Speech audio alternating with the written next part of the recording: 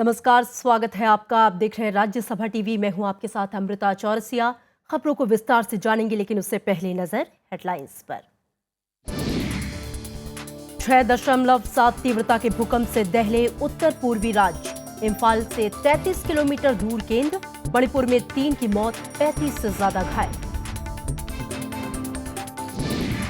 पठानकोट वायुसेना अड्डे पर सुरक्षा बलों का अभियान जारी। 2 और आतंकियों के मारे जाने की खबर। अब तक 7 जवान शहीद। प्रधानमंत्री ने की उच्च स्तरीय बैठक। अफगानिस्तान के मजार शरीफ में भारतीय वाणिज्य दूतावास पर आतंकी हमला। दूतावास के सभी कर्मचारी सुरक्षित। 2 हमलावरों के मारे जाने की खबर। सीपीआई नेता एबी बर्धन का अंतिम संस्कार आज। आखिरी दर्शन के लिए पार्टी मुख्यालय में रखा जाएगा पार्थिव शरीर। शनिवार रात को हुआ था निधन।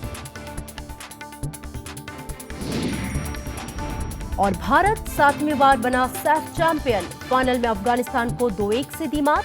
कप्तान क्षेत्र के अतिरिक्त समय में गोल से मिली जीत।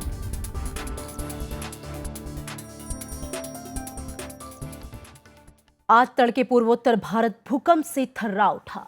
सुबह 4:30 बजे मणिपुर समेत पूर्वोत्तर राज्यों में भूकंप के 30 झटके महसूस किए गए। 6.7 तीव्रता वाले इस भूकंप का केंद्र इम्फाल से करीब 33 किलोमीटर दूर तमेंगलांग में था। भूकंप के झटके पूर्वोत्तर राज्यों के साथ पड़ोसी देश बांग्लादेश, म्यांमार के अलावा पश्चिम बंगाल, बिहार, झारखंड, ओडिशा समेत कई राज्यों में महसूस किए गए।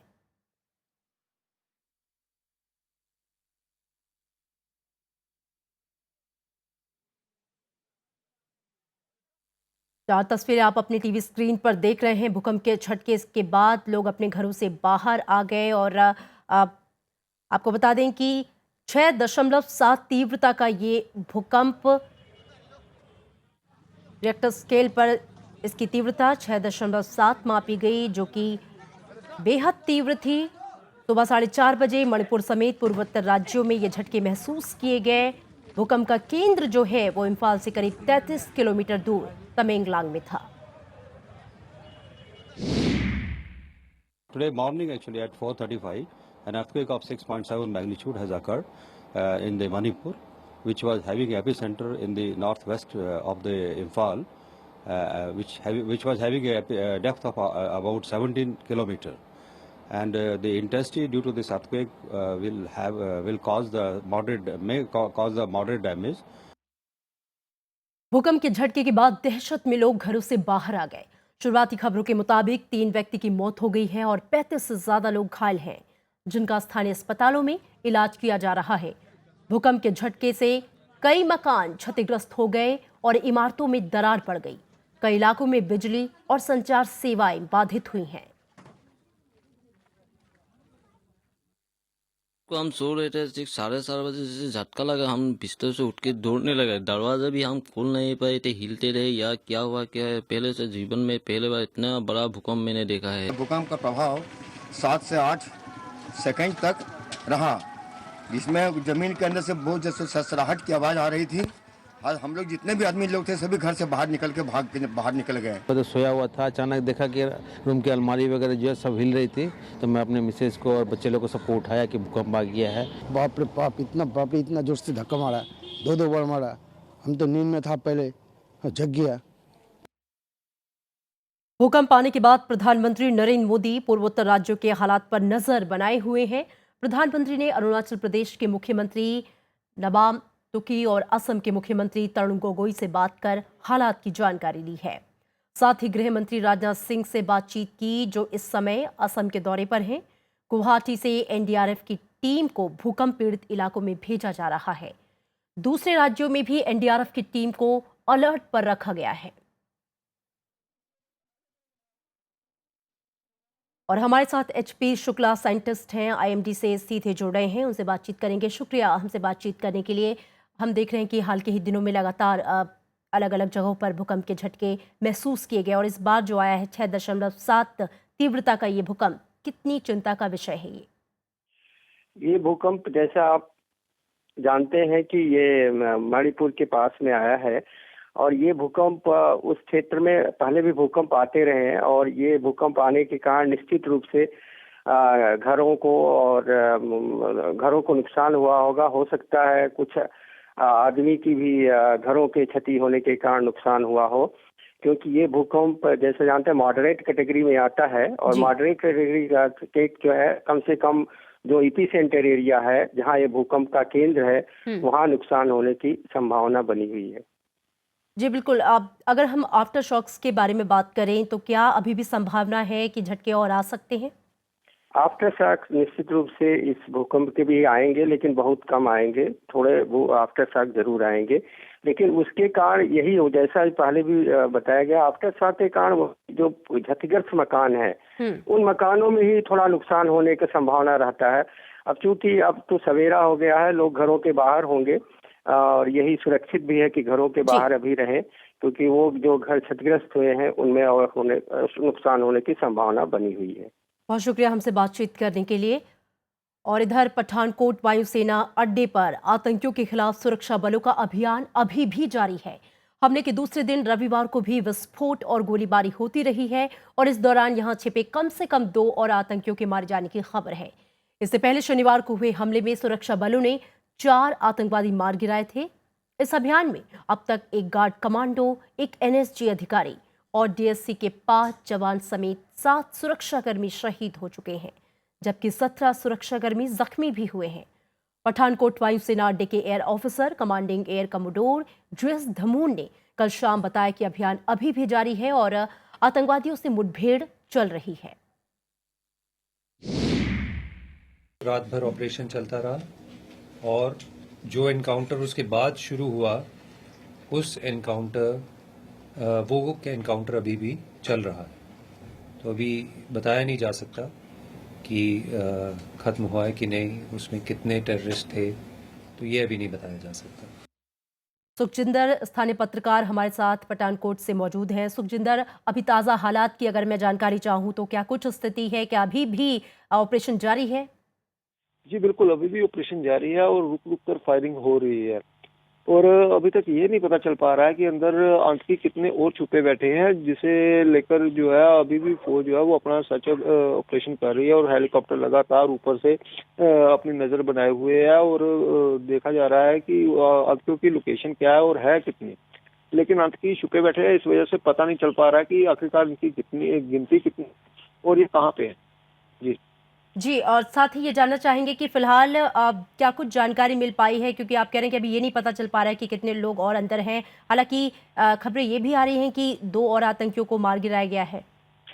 जी नहीं, ऐसी पुष्टि तो किसी ने भी नहीं की है। जैसे कि पहले भी परसों भी पता चल रहा था कि 5 आतंकवादी मार गिराए हैं। उसके बाद ये भी कल ये भी सुनने में आया था कि 6 मारे जा चुके हैं। लेकिन उसके बाद एयरफोर्स कमांडिंग ने जो है अपना बयान जारी किया था कि 4 आतंकवादी अभी तक मरे हैं। तो ऐसे ही सिर्फ अफवाहें सुनने को मिल रही है, लेकिन पुष्टि अभी तक किसी ने नहीं की है। बहुत शुक्रिया, आप अपनी नजर बनाए रखिए। आपसे अपडेट आगे भी लेंगे। हमसे बातचीत के लिए शुक्रिया। और पठानकोट के ताज़ा हालात पर विचार के लिए प्रधानमंत्री नरेंद्र मोदी ने कल एक उच्च स्तरीय बैठक की। इसमें राष्ट्रीय सुरक्षा सलाहकार अजीत डोभाल, गृह सचिव और विदेश सचिव शामिल रहे। माना यह जा रहा है कि बैठक में इस बात पर विचार हुआ है कि पाकिस्तान के साथ नए सिरे से होने जा रही बातचीत पर आतंकी हमले का कितना असर पड़ सकता है। इससे पहले दिन में रक्षा मंत्री मनोहर पर्रिकर ने प्रधानमंत्री को पठानकोट वायुसेना ठिकाने की ताज़ा हालात के बारे में जानकारी दी।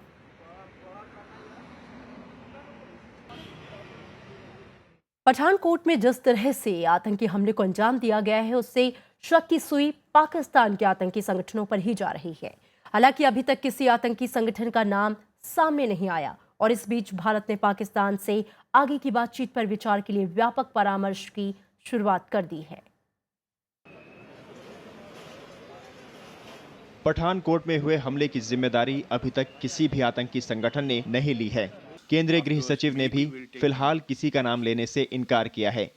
हालांकि उन्होंने जरूर कहा कि ऐसे हमलों के पीछे लश्कर तैयबा और जैश ए मोहम्मद का हाथ रहा है। उन्होंने ये भी जानकारी दी कि पिछले साल अगस्त से लेकर अब तक 40 आतंकी मारे गए हैं।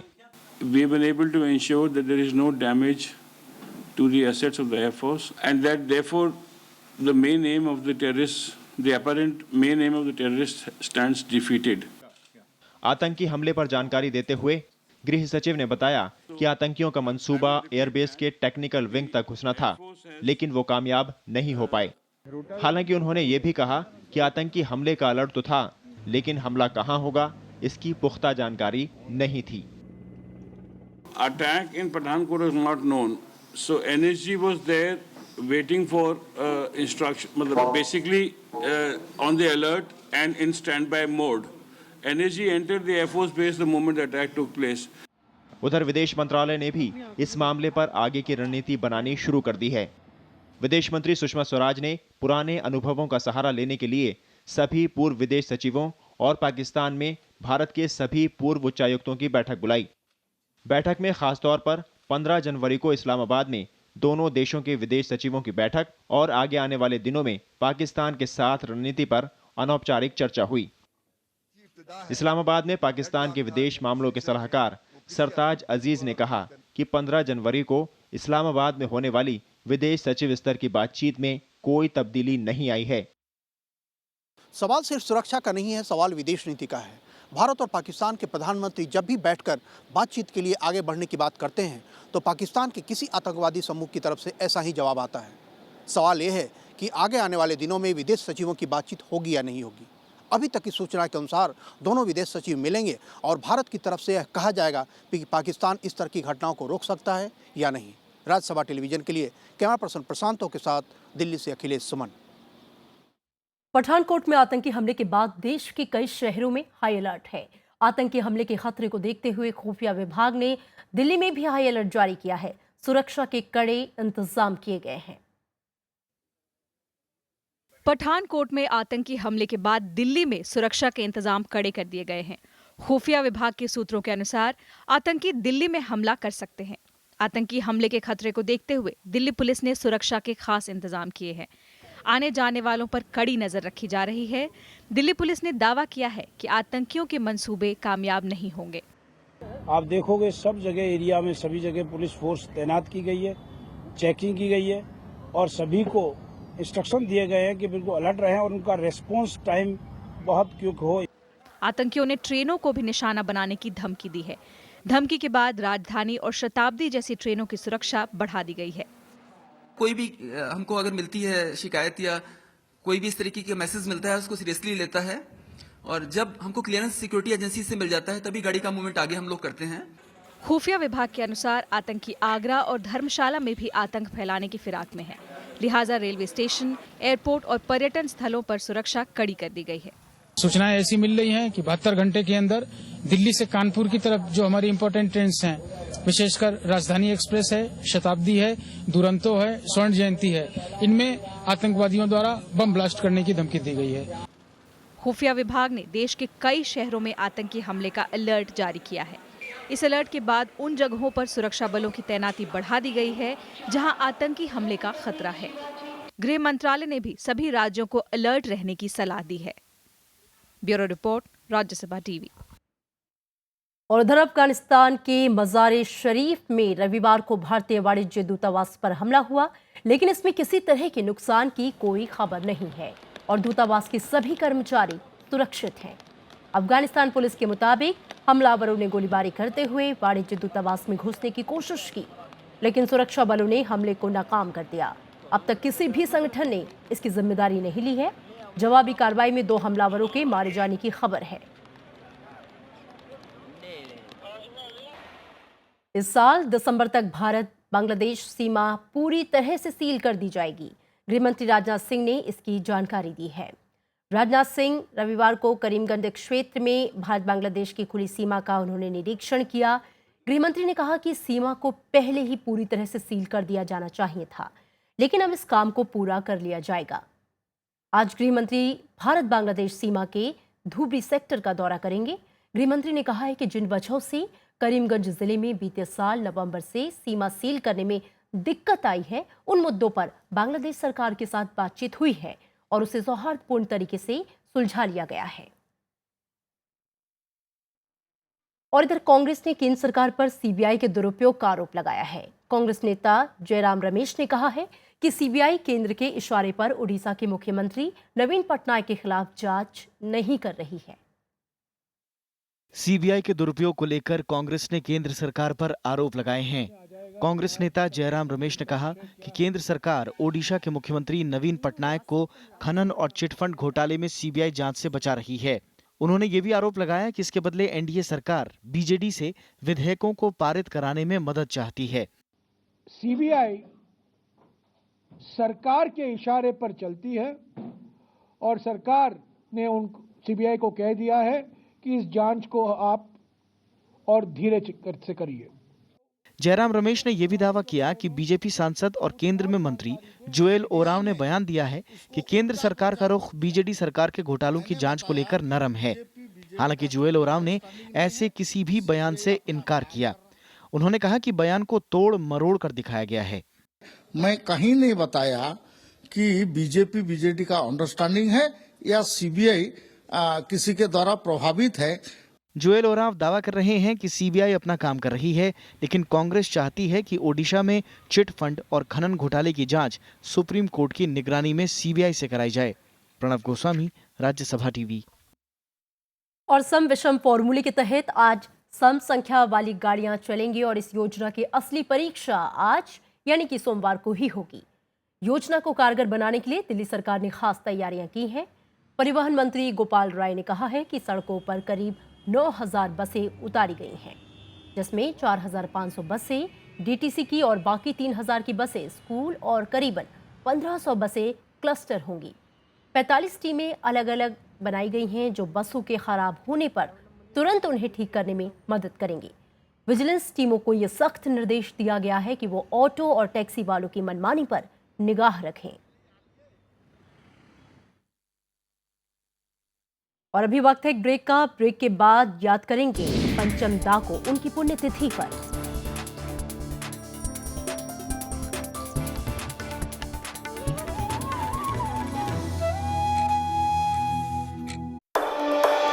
आपका मुद्दा,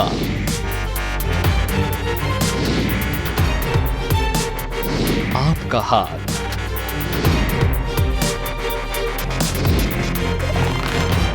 सरकार तक पहुंचेगा आपका सवाल। राज्यसभा टीवी बनेगा आपकी आवाज।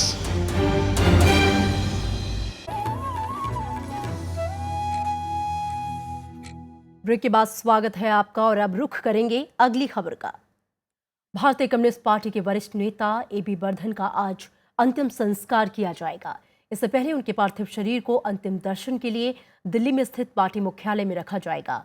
92 साल के एबी बर्धन का शनिवार रात निधन हो गया था। पिछले महीने 7 दिसंबर को पैरालिसिस अटैक के बाद उन्हें दिल्ली के जीबी पंत अस्पताल में एडमिट कराया गया था, जहां शनिवार रात उनका निधन हो गया। राष्ट्रपति, उपराष्ट्रपति और प्रधानमंत्री ने एबी बर्धन के निधन पर शोक जताया है।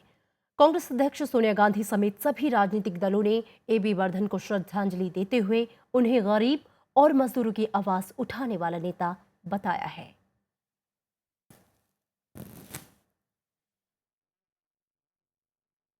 एक नजर एबी बर्धन के राजनीतिक सफर पर। ये कहता हूं कि उनके सारे ये रंगीन सपना चूर चूर होकर रह जाएंगे। मजदूर आंदोलन और वामपंथी राजनीति का चेहरा रहे अर्धहिंदू भूषण बर्धन यानी एबी बर्धन का जन्म 25 सितंबर 1925 में सेलहट में हुआ था, जो अब बांग्लादेश में है। बर्धन के पिता नागपुर में रेलवे अधिकारी थे, इसलिए उनका ज्यादा समय वहीं बीता। 40 के दशक में ही वो छात्र आंदोलन से जुड़ गए और ऑल इंडिया स्टूडेंट्स फेडरेशन यानी AISF के सक्रिय छात्र नेता के तौर पर काम करना शुरू कर दिया। 1941-42 में वो नागपुर विश्वविद्यालय छात्र संघ के अध्यक्ष चुने गए। बर्धन ने आजादी की लड़ाई में भी हिस्सा लिया। विभिन्न आंदोलनों की वजह से 20 बार वो गिरफ्तार हुए और 4 साल जेल में भी बिताए। 1957 में उन्होंने नागपुर से विधानसभा चुनाव लड़ा और जीत हासिल की।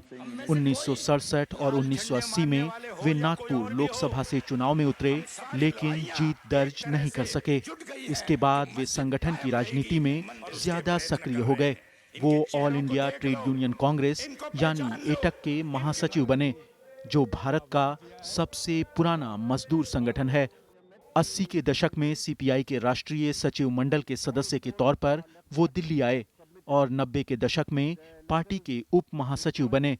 1996 में पार्टी महासचिव इंद्रजीत गुप्ता के केंद्रीय गृह मंत्री बनने के बाद एबी बर्धन ने पार्टी की बागडोर संभाली और मार्च 2012 तक इस पद पर रहे। उन्होंने अपने जीवन में अलग अलग मोर्चों पर काम किया, लेकिन देश के मजदूर आंदोलन में योगदान के लिए बर्धन को हमेशा याद रखा जाएगा।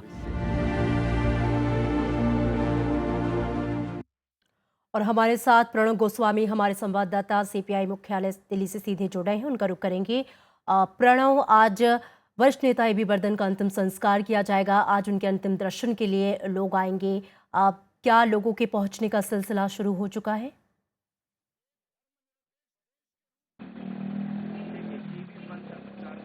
पर एबी बर्धन ने अंतिम सांसें ली थी, वहां पर अभी उनके पार्थिव शरीर वहीं पर है। वहां से उनके शरीर को यहाँ जो अजय भवन है मेरे पीछे ही, वहां पर उनको लाया जाएगा और उसके बाद 1 बजे तक, करीब 1 बजे तक उनका पार्थिव शरीर को यहीं पर लोगों के दर्शन के लिए रखा जाएगा और 1 बजे के बाद निगम बोध घाट पे उनका अंतिम संस्कार होगा।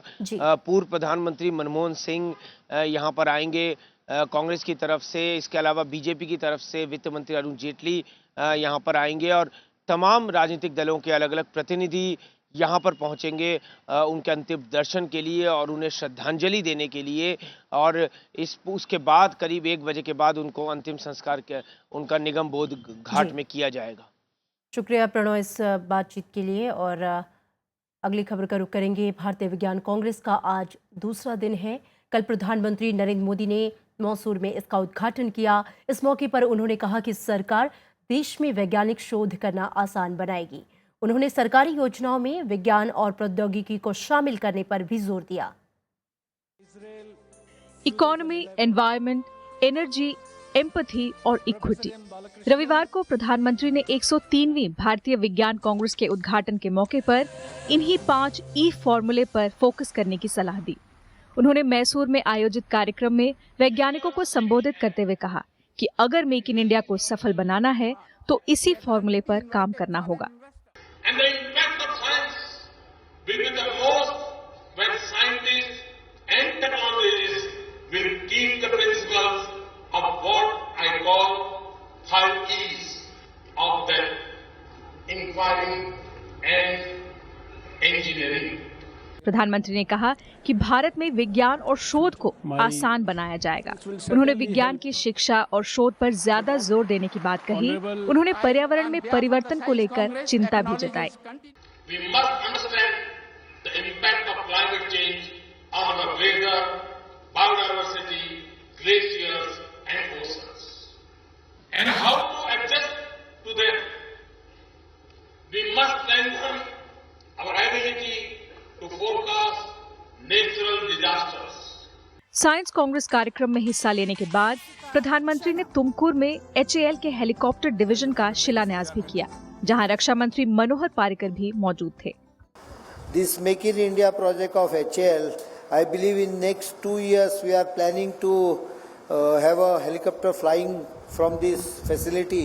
Will create thousands of jobs in this rural part of Karnataka and will put Karnataka firmly on the aeronautical space of India. ये दूसरा मौका है जब मैसूर में विज्ञान कांग्रेस कार्यक्रम का आयोजन किया गया है। 5 दिनों तक चलने वाले इस कार्यक्रम में देश विदेश से 500 से ज्यादा वैज्ञानिक हिस्सा ले रहे हैं। Bureau report, Rajya Sabha TV. और सीबीएसई ने बोर्ड परीक्षाओं की तिथि घोषित कर दी है। 1 मार्च से 10वीं और 12वीं की परीक्षाएं शुरू होंगी। 10वीं की अंतिम परीक्षा 28 मार्च को, जबकि 12वीं की अंतिम परीक्षा 22 अप्रैल को होगी। बोर्ड ने पूरा कार्यक्रम अपनी वेबसाइट पर अपलोड कर दिया है। 12वीं का पहला पेपर 1 मार्च को इंग्लिश का होगा। इसके बाद दूसरी परीक्षा 3 मार्च को बिजनेस स्टडीज की होगी। वहीं 10वीं का पहला पेपर 1 मार्च को सिक्योरिटी, टूरिज्म और ऑटो टेक जैसे वोकेशनल विषय का होगा। 2 मार्च को विज्ञान का पर्चा होगा। नेपाल में जारी गतिरोध खत्म करने के लिए 3 प्रमुख राजनीतिक दल और मधेशी फ्रंट ने टास्क फोर्स बनाने का फैसला किया है। नेपाल के सत्तारूढ़ गठबंधन सीपीएन यूएमएल और सीपीएन माओवादी मुख्य विपक्षी नेपाली कांग्रेस और यूनाइटेड डेमोक्रेटिक मधेशी फ्रंट ने काठमांडू में प्रधानमंत्री के आधिकारिक आवास पर बातचीत की। इसमें मधेशियों ने 11 मांगों की सूची सौंपी। बातचीत के बाद दोनों पक्ष समाधान के लिए कार्यबल बनाने पर राजी हुए। इस बीच नए संविधान के खिलाफ आंदोलन कर रहे मधेशी फ्रंट में मतभेद की खबर भी आ रही है। फ्रंट में शामिल सद्भावना पार्टी कल प्रधानमंत्री के आवास पर हुई बैठक में शामिल नहीं हुई।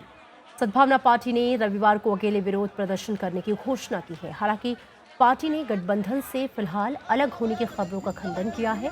नए संविधान के विरोध में मधेशी तराई इलाकों में बीते 4 महीने से प्रदर्शन कर रहे हैं। सऊदी अरब के ईरान के साथ सभी कूटनीतिक रिश्ते तोड़ दिए हैं। सऊदी अरब के विदेश मंत्री अदेल अल जुबैर ने तेहरान में प्रदर्शनकारियों के सऊदी दूतावास में घुसने की घटना के बाद ये ऐलान किया। सऊदी अरब में शिया धर्मगुरु निम्र अल निम्र की सजाए मौत के बाद दोनों देशों के संबंध काफी तनावपूर्ण हो गए हैं।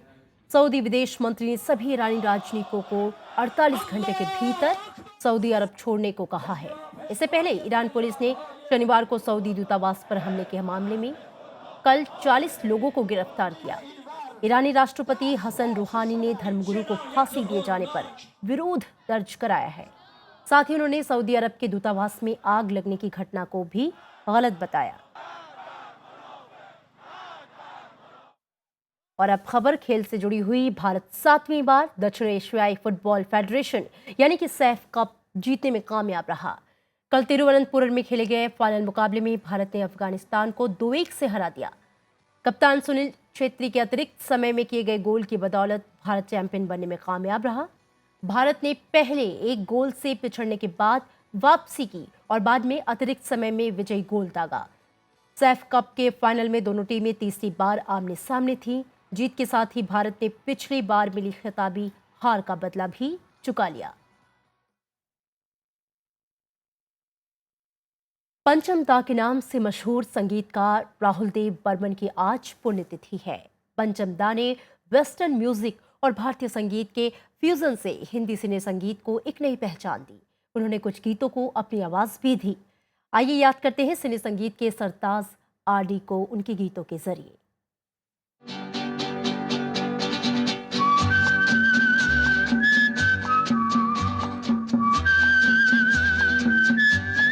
किसी शख्स को अगर नाम ही पंचम मिल जाए तो वो सुरीला बने बगैर अपने नाम को सार्थक नहीं कर सकता। फिर अगर ऐसा इंसान एसडी बर्मन का बेटा हो तो चुनौती दोगुनी हो जाती है। पंचम ने पिता की शागिर्दी में ही संगीत साधना की। चलती का नाम गाड़ी, तेरे घर के सामने, बंदिनी, गाइड, आराधना जैसी कई फिल्मों में उन्होंने बतौर सहायक संगीतकार काम किया। चाहूंगा मैं तुझे सांझ सवेरे, फिर भी कभी अब नाम को तेरे आवाज में। महमूद ने उन्हें बतौर संगीत निर्देशक 1961 में छोटे नवाब फिल्म में मौका दिया तो 1966 में आई तीसरी मंजिल के संगीत ने राहुल देव बर्मन को स्टार बना दिया। जाने जहां ढूंढती है काफिर आंखें किसका निशान, महफिल महफिल ऐ शमा फिरती हो कहां, महफिल महफिल ऐ शमा फिरती हो कहां। 70 के दशक में आरडी बर्मन, किशोर कुमार और राजेश खन्ना की तिकड़ी खासी लोकप्रिय रही। 4 जनवरी 1994 को मुंबई में उनका निधन हो गया। 1995 में आई 1942 अ लव स्टोरी उनकी आखिरी फिल्म रही जिसका संगीत बेहद लोकप्रिय हुआ। क्या कहना है, क्या सुनना है, ब्यूरो रिपोर्ट, राज्यसभा टीवी। पता है तुमको पता है। और इन खबरों के साथ इस बुलेटिन में इतना ही। जाते जाते नजर हेडलाइंस पर। 6.7 तीव्रता के भूकंप से दहले उत्तर पूर्वी राज्य, इम्फाल से 33 किलोमीटर दूर केंद्र। मणिपुर में 6 की मौत, 50 से ज्यादा घायल। पठानकोट वायुसेना अड्डे पर सुरक्षा बलों का अभियान जारी, 2 और आतंकियों की मारे जाने की खबर। अब तक 7 जवान शहीद। प्रधानमंत्री ने की उच्च स्तरीय बैठक। अफगानिस्तान के मजार शरीफ में भारतीय वाणिज्य दूतावास पर आतंकी हमला, दूतावास के सभी कर्मचारी सुरक्षित, 2 हमलावरों के मारे जाने की खबर। सीपीआई नेता एबी बर्धन का अंतिम संस्कार आज, आखिरी दर्शन के लिए पार्टी मुख्यालय में रखा जाएगा पार्थिव शरीर। शनिवार रात को हुआ था निधन। और भारत 7वीं बार बना सैफ चैंपियन, फाइनल में अफगानिस्तान को 2-1 से दी मात। कप्तान छेत्री के अतिरिक्त समय में गोल से मिली जीत।